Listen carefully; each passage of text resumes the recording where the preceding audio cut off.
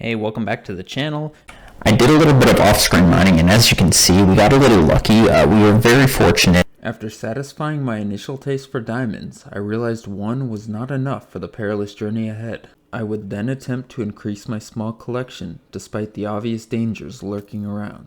While in the face of utmost fear, I persevered, proving to this world that fear is only a social construct. That perseverance, however, was very short-lived. Swift thinking, while simultaneously shaking in my boots, allowed me to block myself in, giving me time to heal until it was safe to proceed. However, that safety was also short-lived, as another close call with death was lurking right around the corner. This last close call is what made me realize that the overwhelming power of this mineshaft was far too great for me to take on at the moment. I spent the next 10 minutes struggling to find my way out while picking up any stray resources I could find before deciding to dig myself up.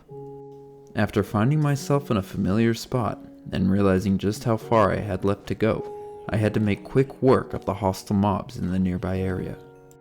After showing to anyone who was willing to watch that I am in fact a real man and not a dinky little poopy baby, I began my ascent to the world above, a world that I've been longing for. As the realization that I was lost set in and returning to my village was not an option, I set out in search of whatever may come my way. Continuing to gather food along my journey, I noticed, unfortunately too late, that I murdered the father of a little piglet. Proving that I have a heart, and realizing how hard the single mother life can be, I decided to lend a helping hand. Further on down the road, I was fortunate enough to notice a black rectangle floating in the water. Closer examination, however, led to finding nothing of value. Realizing it was getting dark and proving that, at times, I can be a bit of a chicken, I decided to bury myself for the night while cooking up the food I had gathered along the way. After emerging as soon as the sun rose, hey everyone, just wanted to put this in here. I was rewatching everything up to this point for about the millionth time, and for some reason, I thought my voice sounded weird on the millionth time. I was being lazy and didn't want to go back to re-record, so enjoy a bit more excitement moving forward. I noticed my next village off in the distance over this hill. This village quickly proved to be better than the last one, providing me with plenty of supplies and villagers that will be useful down the road.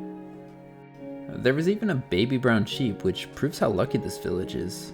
I think I'll name him Jeremy Higglebottoms when I get a name tag. I decided to set up base in the biggest available house, throwing my inventory into a chest and removing the possibility of sleep. Now it was time to get started on gathering resources. If only there was some way to find some. Anyways, I got started with the church because a church means they're worshipping a higher power, and the only power I want them to worship is me. Do you suffer from a lack of a father figure? Do you have clinical depression? Have you ever accidentally broken your mom's favorite coffee cup, and when she found out you did it, she tied you to a bed and spanked you with a metal spatula? If you said yes to any of these things, I don't care. And to keep it a bean, no one cares.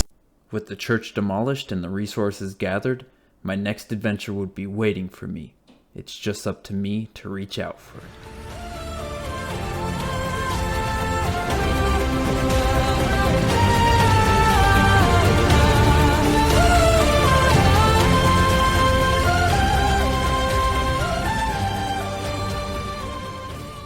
Thanks for watching. You may not realize this, but every individual view on this video brings me one step closer to achieving my childhood dream that I started 14 years ago.